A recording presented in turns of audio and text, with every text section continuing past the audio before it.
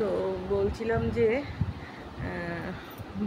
যে যাকে তোমরা সবাই ভালো টালো আছো তো এবার এমনি যাই হোক সে কী করে আমাদের এখানে না বৃষ্টি হচ্ছে, কিন্তু হিউমিডিটিটা ভীষণ বেশি। বৃষ্টি হলো একদিন, তারপরে ছিটাফোঁটা খুব একটা হচ্ছে না, মানে মানুষ অনায়াসে ছাতা ছাড়াই বেরোতে পারছে, নিয়ে বেরোচ্ছে, মানে যা বৃষ্টি হচ্ছে তাতে আর ছাতা খোলার দরকার পড়ছে না, আবার বৃষ্টির জল সেখানেই শুকিয়ে যাচ্ছে, কিন্তু প্রচণ্ড হিউমিডিটি, বুঝেছো তো, যার জন্য না মানে এত মানে গরমটা না বেশি হচ্ছে, বুঝেছো তো, মানে ক্লান্তিকর গরমটা বেশি হচ্ছে, মানে এত জল বেরিয়ে যাচ্ছে গায়ের থেকে। সবাইকেই ওআরএস বা ওইসব খেতে হচ্ছে, আমি এখন অবধি ওআরএস খাইনি, কিন্তু আমারও মানে খুব কষ্ট হচ্ছিল। কালকেই তো মানে মায়েরও খুব কষ্ট হচ্ছিল একটু নিঃশ্বাস, আমার তো ভীষণই এমনিতেই আমার শ্বাসকষ্টের মতো তো আছে। জেঠিমা ডেকে ডেকে বলছে পাশের বাড়িতে, মানে আমার বলি না, আমাদের রান্নাঘর আর ওদের রান্নাঘর কাছাকাছি, আমাকে ডেকে বলছে মানে তোমার, মানে আমাকে ডাক দিয়ে বলছে যে তোর মাকে দেখি না, তোমার মাকে দেখি না কোথায়। আমি যে দেখো তুমি খেয়াল করে নিয়ে, আসলে একটুখানি হাওয়া আসলে না, ওদের গ্যাসটা হচ্ছে জানলার দিকে, এবার আমাদেরও গ্যাস জানলার দিকে, কিন্তু আমাদের আড়াআড়ি, আর ওদের একদম মুখের মধ্যে, যার জন্য না একটুখানি যে জানলার পাটটা বন্ধ করে রাখে, বুঝেছো, মানে হালকা, এবার বুঝতে পারে না, দেখতে পাইনি হয়তো আমার মাকে, তখন বলছে যে দেখি না শরীর টরীর খারাপ, আমি বলছি না শরীর খারাপ না, গরমে ক্লান্ত, আর হচ্ছে গিয়ে বলে ইসে হচ্ছে কী বলে ওই যে একটু শ্বাসকষ্টের মতো হচ্ছে, তখন বলছে যে শ্বাসকষ্ট তো আমারও হচ্ছে গো, উনিও রিটায়ার পারসন, হ্যাঁ, তখন বলছে যে শ্বাসকষ্ট তো আমারও হচ্ছে ভীষণ, তারপরে থাকতে পারছি না, আমি তো স্ট্যান্ড ফ্যান ছাড়া থাকতেই পারি না, সেদিনকে বাড়ি এসে আমি আর থাকতে পারছি না, সে কাকিকে বলছি আমি আর থাকতে পারছি না, তুমি বসে গল্প করো, মানে একটু 2-5 দিন আগে আমার কাকি এসছে, তুমি বসে গল্প করো মায়ের সাথে, কখন যাবে বলবে, আমি গেট আটকাবো, মা পারলে গেট আটকাবে, আমি বলে কি হ্যাঁ মোনা তুমি গিয়ে শো। আমি বলছি শুধু শোয়া, আমি পুরো বলে কি পুরো মানে একটুখানি চানের মতো করে নিয়ে, মানে ওই হাত পা পুরো ভিজিয়ে নিয়ে তুমি ইসে করো, কী বলে ফ্যানের তলায় চলে যাও, আমি একদম স্ট্যান্ড ফ্যানের তলায় এসেছি, দরজা বন্ধ করে, তারপর খুব কষ্ট হচ্ছিলো যাওয়ার সময়, আবার একটুখানি কাকি ডেকে বলছে মোনা ভাল লাগছে এখন, যে অনেকক্ষণ পরে গেছে, ধরো 3-4 ঘন্টা পরে গেছে, অনেক রাত করে গেছে, আমাদের কাছাকাছিই বাড়ি, পাড়া দিতে, বুঝেছো, মানে একটুখানি 8 পা দিলেই বাড়ি চলে যাবে, তো 10টা 10:30টায় যাওয়া কোনো ব্যাপার না। তখন বলছে যে অনেকক্ষণ ছিল, মানে আমি আসার অনেক আগে এসছে, মানে আমি বাড়ি ছিলাম তো, আমি এসে দেখছি তখন তাদের গল্প জমজমাট, মানে অনেকক্ষণ আমি আমি বাড়ি আসার 2-2.5 ঘন্টা পরে, 2-2.5, সেদিনকে তো আমার খুব শরীর খারাপ হয়ে গেছিলো, তারপরে কিছুক্ষণ বাদে ওই ঠান্ডায় শুয়ে আর ভালো লাগছিলো না, মানে অনেকক্ষণ শোয়ার পরে একটুখানি রিকভার হয়েছে। আর এদিকে জেঠি বলছে যে মাকে দেখি না, তোমার মাকে, আমি এরকম হয়েছে, বলে কি হ্যাঁ ওনারও ভীষণ শরীর খারাপ লাগছে, ওনার বউমার শরীর খারাপ লাগছে, আমরা কি তাও তো তোমাদের এসি আছে, আমাদের তো এসিটা নেই না, তখন বলছি এসিতে না জানো তো একটু ঠান্ডা লেগে যায়, আমি ঠান্ডা লাগলে কি হবে, এসিতে এখন তোমার যারা ইসে এরকম কি জলবায়ু জানি বলে এটাকে, কি দেশীয় এরকম জলবায়ু, সে জলবায়ু যেটা মানে নাতিশীতোষ্ণ না, মানে চরম ভাবাপন্ন জলবায়ুতে তো তোমার হবেই, তোমার আরবে দেখো না, তোমার বাধ্যতামূলক এসি, নাহলে তো পচে গলে মরে যাবে সব, পচে গলেও না ভিতরের ইনার জিনিস নষ্ট হয়ে যাবে, যেমন শীতকালীন জায়গায় তোমাকে একটু সে কী জানি বলে ওই যে ঘর ওয়ার্মার যেটা কী জানি বলে, রুম হিটার রাখা বাধ্যতামূলক বা আগুন জ্বালানো বাধ্যতামূলক, হ্যাঁ, সেটা আপনি না করে তুমি যদি এখন শরীরের ওপর স্ট্রেনটা নাও, দেখি শরীরের নাম মহাশয়, যা সবে তাই সবে, বা মনে করলেই এসে যাচ্ছে, এর ফলে তারপর যখন তোমার 2 বছর বাদে তোমার শরীরটা ভেটকে যাবে, তখন কিন্তু আশেপাশের কেউ এসে হেল্প করবে না, যেটার যা, হ্যাঁ, তখন সবাই বলবে হ্যাঁ সত্যি আপনার শক্তি আছে, এই আছে, কত ভালো আপনি করলেন, আমাদের ছেলে মেয়ে কথা শোনে না, কিন্তু ভেটকে পড়ে গেলে কিন্তু তোমার ছেলে মেয়েকেই দেখতে হবে, তখন কিন্তু তারা রেগে যাবে, স্বাভাবিক ব্যাপার, হ্যাঁ, এইটা করবে না, বলে কি হ্যাঁ আমাকেও ঠান্ডা, তার মধ্যে উনি 1 গাদা ওষুধ খান, তো ওষুধ খেলে তার একটা সাইড এফেক্ট আছে, তারপরে বয়স্ক মানুষ, রিটায়ার করেছেন, কত রকম থাইরয়েড, প্রেশার, সুগার, বাত, আর যে কী আছে আমি জানি না, কিন্তু ওনাকে ওষুধ খেতে হয়, বুঝেছো তো, মুখ টুক একেবারে টুসটুসে ফোলা, অথচ এত বছর এরকম টেলিপ্যাসেঞ্জারি করে আসলো, যেই মানুষটা রিটায়ারের পরেই অসুস্থ হয়ে গেল, এসে আমার মার সাথে গল্প করছি, বলে মার সাথে বসে বসে গল্প করে তো ওকে, উনি ওনার ঘরে, আমার মা আমার ঘরে, আমাদের জানলাগুলো ওদের মুখোমুখি, মানে ওদের জানলা আমাদের জানলা একদম এরকম অবস্থা। তো দুই এরকম গল্প করে, বলে দেখি না আমি এরকম অবস্থা, জানো নিঃশ্বাসে কষ্ট হচ্ছে, তাও তো, আর আমার তো এমনিতেই শ্বাসকষ্ট আছে। তারপরে সেই যাই হোক, শ্বাসকষ্ট হলেও ডাক্তারের আন্ডারে থাকি, তো ডাক্তার মানে কি মেনে জুনে চলি, যে ফট করে কেউ বলবে শ্বাসকষ্টের জন্য ওই হয়েছে, যেটা হবে না কখনো, বুঝতে পেরেছো তো। মানে চেক আপে থাকি সবসময়, ঠিকঠাক মতোই থাকি, যেভাবে ডাক্তারবাবুরা বলেন সেভাবেই থাকি, যে ওই শ্বাসকষ্ট হয়েছে বলে ওই হয়েছে সেটা হবে না, কোনো কাজই তো বাদ দিই না, যাতায়াত সবই তো করছি। হ্যাঁ, মানে মানে এইটার ওই হয়েছে বলে খুঁতেভাবে তো থাকি না। তা যাই হোক, সেই এসে খুব কষ্ট হচ্ছিলো। তারপর আজকে জেঠিকে বললাম এইভাবে থাকো, আর একটুখানি মানে শরীরে জল হয় সেই জিনিসটা খাও, শুধু জল খেলে তো হবে না, জলীয় সবজিটা খেতে হবে, খুব রুটি খাই, বুঝেছো, ওই বাত তো আর সুগার, আমি তোমাকে সুগারে কে বলেছে এত রুটি খেতে, তারপরে তো পেট মোচড় দিয়ে আর গ্যাস ফর্ম করে তখন মনে হবে শরীর উথাল পাতাল করছে, তাই হচ্ছে, ও তাই কয়দিন বাদেই বমি। হ্যাঁ, আমি সেটা বললাম যে একটু বুঝে শুনে মুড়িটা খাও, আর আজকাল সুগারের ডাক্তার বারণ করে না যে এটা ওটা খাবে না, কেননা এমনিতেই ওষুধ হচ্ছে করা, তার মধ্যে তুমি যদি বাদ দাও তাহলে তো দুয়ে দুয়ে চার হয়ে তো তুমি মানে ভেটকে যাবে, তা তো হয় না, তাহলে হয় ওষুধটাকে তোমাকে কমজোরি করতে হবে, আর তোমাকে পথ্যটা কড়াভাবে মানতে হবে, তুমি কড়াভাবে পথ্য মানছো, কড়া ওষুধ খাচ্ছ, তাহলে তো তোমার যখন তখন হাইপোগ্লাইসেমিয়া হয়ে তুমি এসে হয়ে যাবে।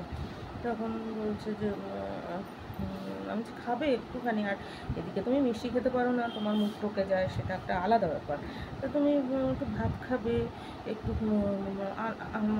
তরকারির মধ্যে একদমই আলু খাচ্ছ না, এ আবার কী জিনিস, এরকম করলে কিন্তু হবে না। যেমন আমার মাকে সব খাওয়াই, বুঝেছো, আগে তো খেত না, এখনও মিষ্টি, এই যে গরমটার মধ্যে মা তো মাঝে মাঝে করে আমার জন্য উচ্ছে, আগে উচ্ছে আনতাম, বুঝেছো, আমি মানে বেছে বেছে করলা আনতাম না, করলা আমার মাও খেতে পারে না, আমিও খেতে পারি না, হ্যাঁ, আমরা বেছে বেছে, উচ্ছের দামটা একটু বেশি হয় জানি, হ্যাঁ, আমি বেছে বেছে সেই দোকানদার যেই দোকানে উচ্ছে বিক্রি করবে সেই দোকানেই যেতাম, আর উচ্ছে আনতাম, আর দোকানদার চিনেও গেছিলো, বলতো যে আজকে না উচ্ছে নেই, বা আজকে উচ্ছে আছে, মানে যেই দোকানগুলির থেকে সাধারণত আনতাম। তারপরে উচ্ছে না আনলে খুব সমস্যা হয়ে যেত, তখন জানো তো শিউলি পাতা, এই পাতা ওই পাতা, তারপরে আমরা খাই উচ্ছে, তিতেটা খাই, সেটা তো সমস্যা হয় না, কিন্তু মা আবার বেশি খায় নিম পাতা, এবার নিম পাতা তো শরীর গরম করে, তা আমি বলেছি যে না, এমনিতেই এখন আমার মার না সুগার বাড়ে না কখনো, জানো তো, সুগারের রুগী অনেক বছরের, মানে বহুত বছরের, কিন্তু আমার মার সবচেয়ে প্রবলেম হয় সুগার ফল করে, সুগারের ওষুধ খায়, কিন্তু আমার মার প্রবলেম হচ্ছে সুগার ফল করে আমার মায়ের, বুঝেছো তো, এদিকে খিদে পায় সবই আছে, আর শুকনো থাইরয়েডের জন্য আরও রোগা, এমনিতেই সুগারের মানুষের চেহারা ভেঙে যায়, কিন্তু আমার মায়ের চেহারা ভেঙে যাওয়ার কথা নয়, কারণ আমার মায়ের সুগার কিন্তু বেশি নয়, এত বছরে ইনসুলিন নিতে হয় না, আমার মায়ের সুগার নিয়ে যত সমস্যা, সেটা হচ্ছে আমার মায়ের সুগার ফল করে যায় একদম, মানবকে মাকে অনেকবার হসপিটালাইজড করতে হচ্ছে, সবই সুগার ফল করে গেছে বলে, লোকে যেমন সুগার হাই হয়ে যায়,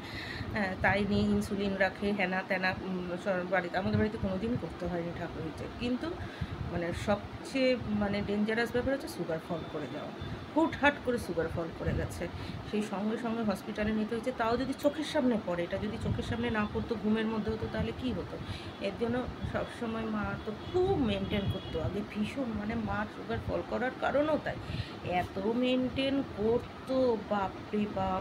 তারপর সুগারের জন্য গা হাত পা ব্যথা, থাইরয়েডের জন্য গা হাত পা ব্যথা, এমনিতেও আর্থ্রাইটিসের পেশেন্ট, ব্যথা মানে ব্যথার যেই কারণে ব্যথা থাকে, এমনিতে আর্থ্রাইটিস হলে গা হাত পা ব্যথা থাকবে, থাইরয়েডেও কিন্তু গা হাত পা ব্যথা হবে, সুগারে গা হাত পা ব্যথা হবে, তিনখানায় জুটেছে একসাথে, মানে একটা দেহস্পর্শ, যার জন্য মার মেইন রোগটাই হচ্ছে গা হাত পা ব্যথা।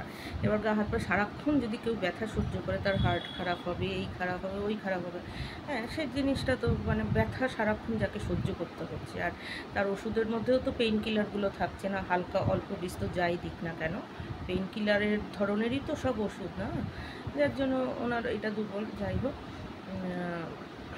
আমি কিন্তু মাকে সব খাইয়েছি, বাবার আফটার ডেথ, বাবা আফটার মানে আমি সব খাইয়েছি বলতে, আমি নিরামিষ আমিষের কথা আমি বলছি না, সেটা তো প্রশ্নই ওঠে না, আমরা এসব মানি টানি না, সেটা কথা না, যে মাটির তলার জিনিস না, এটা না ওটা না, সেটা না, আমি সব খাইয়েছি, মিষ্টি থেকে শুরু করে। আমি বলেছি যদি বাঁচতে চাও ওগুলো সব খেতে হবে, কেননা তুমি কড়া ধাঁচের ওষুধ খাও, আর কড়া ধাঁচের ওষুধ খেয়ে তোমার যতবার হয়েছে সুগার ফল করেছে। এই আজকে ডায়াবেটিক ওই ড্রিঙ্কস, ডায়াবেটিক ওই হেলথ ড্রিঙ্কসগুলি বিক্রি হচ্ছে, এই যে নিউট্রিশনের, এগুলি কিন্তু দরকার নেই, এগুলি কিন্তু কোনো কমে লাগে না। তারপরে যে বলে যে থাইরয়েড হলে ওটার বীজ খায় না, ওটার বীজ খায় না। হ্যাঁ, অল্প খাইয়েছি, কিন্তু আমি খাইয়েছি, কেননা ওটারও তো একটা পুষ্টিগুণ আছে। আমি কিন্তু সব কিছু খাওয়াই, যেমন বিট খাওয়াই। হ্যাঁ, কারণ বিটের মধ্যে বিট হার্ট ভালো রাখে। তারপরে ধরো কচুটা খায় না অ্যালার্জির জন্য। হ্যাঁ, কচুটা আমি তাও বলি তোমার তো আয়রনের প্রয়োজন আছে। হ্যাঁ, আমি যেমন খাই না কচু, কারণ আমার অ্যালার্জি ভীষণ, হ্যাঁ ভীষণ অ্যালার্জি রে। তাই বলেছি প্রচুর কিন্তু প্রয়োজন আছে, কিন্তু ওই যে সে মাটির নিচের খাবো না। আমি বলেছি তুমি টমেটো খাও। আরে বছরে কি অনেকে আছে যারা সারা বছর টমেটো খায়, তাদের বারণ থাইরয়েডের জন্য, কিন্তু টমেটোরও তো কিছু দিক আছে, কেননা আর্থ্রাইটিসে টক জাতীয়, ইউরিক অ্যাসিডের জন্য টক জাতীয় জিনিস খেতে হয়। তা তোমার তো টমেটোটাকে সবসময় খেতে হবে, কিন্তু সেটা তোমাকে খাওয়ানো হচ্ছে না, সেটা ঠিক আছে। তা তুমি শীতকালে একটুখানিও টমেটো খাবো না, তাহলে তো হয় না। বীজ জাতীয়, তারপরে এই যে ভেন্ডি, ভেন্ডি তো লদলদে জিনিস, তো থাইরয়েডে খায় না। মার আবার হচ্ছে শুকনো থাইরয়েড। তো আমি বললাম যে শুকনো থাইরয়েড হয়েছে ঠিক আছে, কিন্তু তোমাকে অল্প তো একটু ভেন্ডি খেতে হবে, কেননা ভেন্ডি তোমার কোলেস্টেরল ওই করছে। হ্যাঁ, অনেকে যদি তোমার কোলেস্টেরল নেই, কিন্তু ভেন্ডি সুগার ওই করে, কোলেস্টেরল ওই করে, কিন্তু আজকে আর নেই, কালকে রোগা মানুষ বলে যে তার কোলেস্টেরল থাকবে না, এটা কিন্তু কোনো মানে নেই না। হার্ট ঠিক রাখে এগুলো। তো সব কিছুই অল্প বিস্তর করে কিন্তু খেতে হবে, যে না খেলেই আমি ঠিক থাকবো না, ওইটা কিন্তু হবে না। তো আমি বাঁধাকপিও খাইয়েছি, ফুলকপিও খাইয়েছি। এবার বাঁধাকপি ফুলকপি কি খেতে ভালো লাগছে, আর এখন তো একটা বয়স হচ্ছে, তো অনেক কিছুতে খায় না, অনেক কিছুতে গন্ধ পায়, এই সেই। হ্যাঁ, তারপরে হচ্ছে এমনিও এর খাওয়া নিয়ে ভীষণ সমস্যা, এইভাবে খায় না, ওইভাবে খায় না, ওই রান্না খায় না, সেই রান্না খায় না। তো মানে এর মানে তারা তাদের মতো ফোড়ন টোড়নেরই জিনিস খায়, এই ওই ফোড়নের কারোর ফোড়নের জিনিস খেতে পারে না।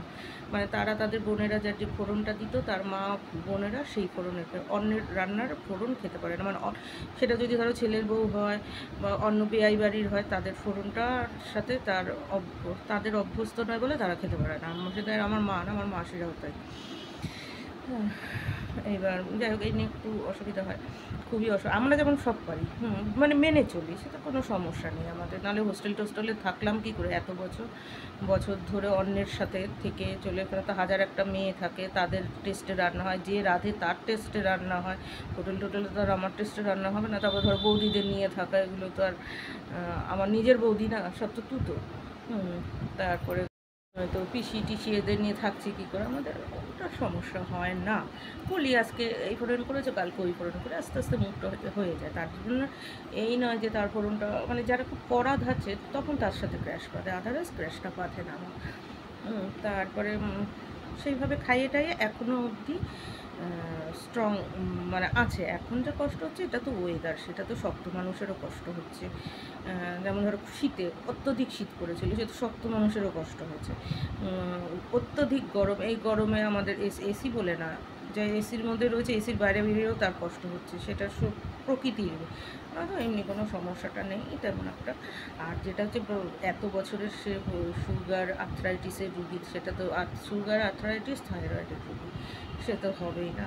আমাদের পাশের বাড়ির জেঠির তো মানে প্রচণ্ডভাবে মাঝে মাঝেই পেট খারাপ হয়ে যায়। এত আমি বলেছি এত রুটি খাবে না, তুমি মুড়ি খাও তবেই আছে, মুড়ি দিয়ে তরকারি দিয়ে খাও। মুড়িটা কী হয়, গ্যাসটাকে টানে, আর রুটিটা তোমার গ্যাসটা ফর্ম করে। অনেক সময় হুইট জাতীয় খাবার গ্যাসটাকে ফর্ম করে, তুমি তাই হুইট জাতীয় খাবারটা খেও না, জেঠিকে বলেছি চেষ্টা করো না খেতে। আর এরকম মানে ওর দাদাটার সুগার হয়েছে বলে শুধু রুটি খায়, বোধহয় সপ্তাহে একদিন ভাত খায় বা রাতে এসে একটু ভাত খায়। 14বার রুটি খেলে আর গাড়িটার মধ্যে বসে থাকলে তো আরও গ্যাসটা কম করছে না। আমি মুড়ি খাও, বেশি করে সবজি খাও। সবজি বলতে যখন বাড়ি টাড়ি থেকে বেরোবে, গাড়ি টাড়িতে উঠবে, তখন শাক পাতা জাতীয় খাবে না, কেননা শাক পাতাতে তো মানে শাক পাতা অনেক সময় স্টমাক ডাইজেস্ট করতে পারে না। হ্যাঁ, বলে দেখবে যে জন্ডিস হলে তোমার শাক পাতা জাতীয় জিনিস দেবে না, কেননা শাক পাতা তোমার স্টমাককে ডাইজেস্ট করতে খুব কঠিন ব্যাপার। এই জন্য বলে যে লোকে বলে জন্ডিস হলে এটা খাবে না ওটা খাবে না, তা কিন্তু না, সব কিছু খেতে পারো, তেল কমের সব খাবার, বাট যেটা ডাইজেস্ট করতে মানে কঠিন যে খাবারটা সেই খাবারটা খেতে নেই। তার মানে এই নয় যে তেল মশলা কিছু খাবে না। তারপরে সেই বলে যে শাক পাতা না ডাইজেশনে সবসময় একটুখানি ওই হয়, নরম হলেও শাক পাতাটা মনে হচ্ছে নরম জিনিস, কিন্তু তাই না, শাক পাতা না একটু ডাইজেস্ট করতে ওই হয়। তার জন্য বলে যে শাক পাতা জাতীয় জিনিসটা, কেননা তখন তোমার স্টমাকটা লিভারটা একটুখানি মানে একটু মানে কমজোরি থাকে, মানে একটু তার ক্ষমতাটা তখন কম থাকছে, যার জন্য বলা হয় যে ওই টাইমে খুব মানে সহজ পাচ্ছ, মানে সহজে তোমার খাবারটা হজম হয়ে যায় সেরকম খাবার খাও, তুমি লাউ খাও এই খাও কোনো সমস্যা হবে না, বুঝেছো? তো এর জন্যই পেঁপেটাকে বলা হয়, কারণ ওটা ঝটপট করে তোমার ইয়েটাকে ঠিক করে দেয়। আর পেঁপেটা এমনিও লিভার ভালো রাখে।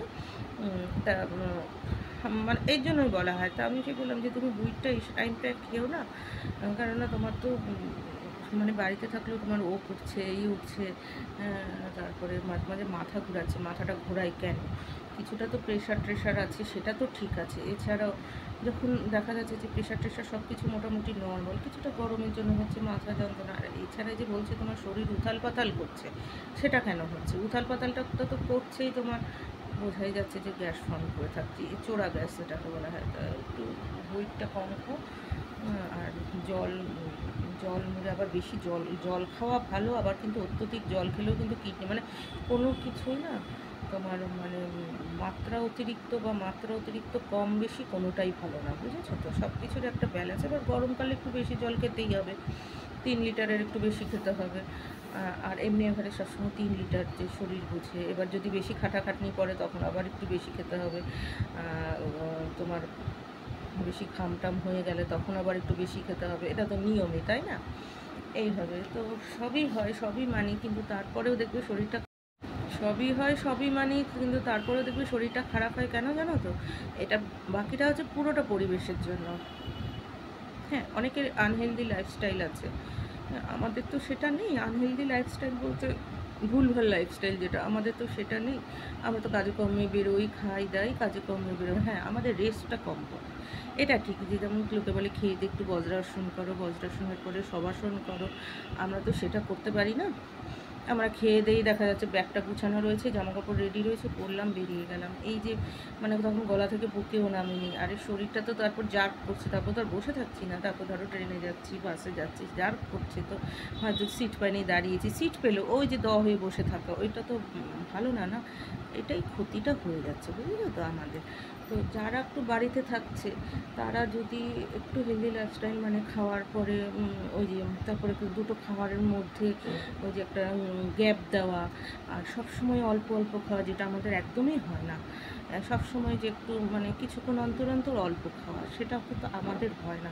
আমরা খেয়ে বেরোই, হ্যাঁ হয়তো যাওয়ার সময় আমরা একটু কম খেয়ে যাই, কেননা পেটটা ঠাস হয়ে থাকলে আমাদের অসুবিধা হয়। আবার অনেক সময় মতো আমাদের খাওয়াও পড়ে না, দেখা গেল যে হয়নি, বাইরে থেকে খাবারটা কিনে নিয়েছি, সেটা কি আর ভালো খাবার থাকে সকালে? বুঝতেই পারছো। তারপরে প্রায় দিনই তো আমরা সুষম খাবারটা খাই না, না মানে সুষম আহার যেটার মধ্যে প্রোটিন, ভিটামিন, মিনারেলস, ফ্যাট সব কিছু যে পরিমিত থাকে, সেটা কিন্তু আমাদের হয় না। তো যেটা হয় হাউসওয়াইফ বা হোম মেকার যারা, তাদের পক্ষে সম্ভব, তারা তাদের ছেলে মেয়েকেও দিতে পারবে, হাজব্যান্ডকেও দিতে পারবে, বা হাজব্যান্ড যদি হোম মেকার হয়, জব হোল্ডার, তার মানে আর্নার ওয়াইফকে দিতে পারবে, মা বাবাকে দেখে রাখতে পারবে, তাই না? একটা পরিমিত খাবার দেখবে হিন্দুস্তানিরা ভাত, রুটি, একটা সবজি, একটা পনির বা একটা সোয়াবিন। তখন আমরা কী করি যে বিভিন্ন ধরনের সাপ্লিমেন্টস খাই। আমি তো খাই না, মানে বিভিন্ন কোম্পানি এসে নিন না, আপনার তো এই খাবারের ওই করেছে, কারণ আপনি রোজ থোরও খাচ্ছেন না, মোচাও খাচ্ছেন না, ওই সবজিটা খাচ্ছেন না, লাল শাকটা খাচ্ছেন না, বিট খাচ্ছেন না, গাজর খাচ্ছেন না, টমেটো খাচ্ছেন না, বা অনেক কিছু আমাদের বারণও থাকছে। হ্যাঁ, তবুও যে বারণের পরেও যে সে যেই খাবারটা বারণ আছে সেটার যে সাবস্টিটিউট খাবারটা আমরা কিন্তু খাচ্ছি না। হ্যাঁ, যারা আমরা দৌড়াদৌড়ি করে বেড়াই, মানে ছোটাছুটি করে আমাদের কাজ করতে হচ্ছে, কাজে আমরা যাই যারা, তাদের হচ্ছে না। যারা হাউসওয়াইফ তাদের হচ্ছে, বা হোম মেকার যারা বাড়িতে লোক থাকছে তাদের হচ্ছে। হ্যাঁ, তাদের সামনে দিচ্ছে খাবারটা, সে বলে যাচ্ছে, এই হয়তো লিখে রেখে যাচ্ছে, তাই সে কিন্তু এসে পাচ্ছে সেটা, আমরা তো আর সেটা পাচ্ছি না।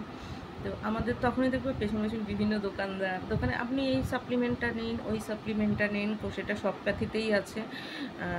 তারপরে এমনিও যে বিভিন্ন কোম্পানি তাদের প্রোডাক্ট সেলের জন্য এই সাপ্লিমেন্ট খান, এটার গুঁড়ো খান, ওটার গুঁড়ো খান, ওটার ট্যাবলেট রোজ সকালে উঠে একটা খেয়ে নেবেন, বা যখন তখন হোক এটার এই সাপ্লিমেন্ট, বিভিন্ন কোম্পানি যে তার প্রোডাক্ট বিক্রি করছে, এগুলো কিন্তু এই ব্যবসাগুলো কিন্তু এই কারণেই চলছে বেশি। এবং সবগুলোই যে একেবারে মেডিকেল সায়েন্স দ্বারা একেবারে মানে শিওর যে খুব ভালো তোমার শরীরে উপকার লাগছে তা কিন্তু না, অনেকে সাপ্লিমেন্টসের ধারণা দিয়ে সাপ্লিমেন্টস বিক্রি করছে। এবার সাপ্লিমেন্টসগুলো কিন্তু শরীরে অনেক সময় খারাপ করছে, কারণ সে যেটা দিয়ে বানাচ্ছে ম্যানুফ্যাকচারটা হয়তো ভালো নয়, মানে ওইভাবে সে যে প্রোডাক্ট দিয়ে বানাচ্ছে জিনিসটা ভালো নয়। হ্যাঁ, অনেক সময় নতুন একটা প্রোডাক্ট এসে আমরা জানি না, আমরা খেয়ে যাচ্ছি, কারোর খুব উপকার হয়েছে, খেয়ে দেখাচ্ছে, সে দৌড়াচ্ছে, সে লাফাচ্ছে ঝাঁপাচ্ছে, ওরে বাবা তার ঘুম নেই, সারাক্ষণ সে চনমন করছে, ওই শুনে আর একজন খাচ্ছে, কিন্তু পরে দেখা গেলো পুরোটা ব্যান হয়ে যাচ্ছে। হ্যাঁ, এই সাপ্লিমেন্টসটা প্রোডাক্টটাই তো এইভাবে আমরা কি হয়, আমরা তো ছোটাছুটি করি, তো আমাদের শরীরের একটা গরমটা এসে যায়, যে মোটা যে রোগা, একরকম দেখবে রোগা মানুষের ছিটকে ছিটকে চলছে, তার মানে কি সে ওয়েল ফিগার? নিশ্চয়ই না, শুকনো করে কাঁধ বাঁকা বেঁকে রয়েছে ধনুকের মতো, কিন্তু সে ছুটছে। কিন্তু আমরা কী হয়, আমরা হচ্ছে সক্রিয়, আমরা অ্যাক্টিভ, মানে আমরা চলনদার, চলে বেড়াচ্ছি, সে আমরা যেমনই চেহারা হোক না কেন চলনদার। চলতে গিয়ে আমাদেরকে ডাক্তারের পিছনে যেতে হয় না অত, বা জিমে যেতে হয় না, এই যেতে না, সময়টা কোথায়, বা যাবই বা কি, ঘর বার সামলে আর সময় কোথায়, নিজেকেও তো সময় দেওয়ার সময় হয় না। গেলেই তো বলে দেবে যে আপনি এটা খাননি, ওটা করেননি, ওটা মানে এই করতে হবে, ওইভাবে শুতে পারবে না, ওইভাবে বসতে পারবে না, এই টাইমে আসতে হবে, আপনি যেতে গিয়ে কিন্তু রোজ আপনার পাতে এটা থাকতে হবে খাবারে। আমাদের এগুলি মানামানির সময় আছে বলো তো?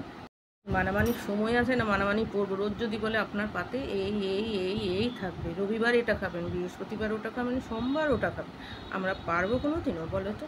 কোনো দিন তো বোধহয় পারবো না। তাতে দেখা যাবে যে হয় শুকনো হয়ে যাচ্ছি, নয় 3 ডবল হয়ে যাচ্ছি, কিন্তু আমরা দেখি যে আমরা ছোটাছুটিটা করতে পারছি কিনা, মোদ্দা কথা আমরা কর্মক্ষম আছি কিনা। কর্মক্ষম মানে ওকে, ঠিক আছে, যে ফিগার একেবারে খুব সুন্দর, অত বাই অত, অত বাই অত, ওয়েল স্ট্যাটিস্টিক্স অতটাই হলেই যে একেবারে খুব সুন্দর কার্যকরী তা তো না, অনেক মডেল আরও মরে যায়, অনেক ওইও তো 2 দিন বাদে অসুখ বিসুখ নিয়ে হসপিটালে আসে, হ্যাঁ, বিভিন্ন কিছু নিয়ে, বা যখন জিমটা সে ছেড়ে দেয় বা জিমটা করতে পারছে না, বিভিন্ন কারণে হয়, প্রেগনেন্সি বা কোথাও বেড়াতে গেছে, সে কি 5,000-এর 10,000-এর হোটেলে উঠেছে, পার ডে 10,000 হোটেলে কি সে উঠেছে যে এই হোটেলে জিম থাকবে না? সে একা একা সে সিনেমা আর্টিস্টের মতো গেছে যে আমি জিম করে তারপরেই যেখানে আমি ঘুরতে যাব।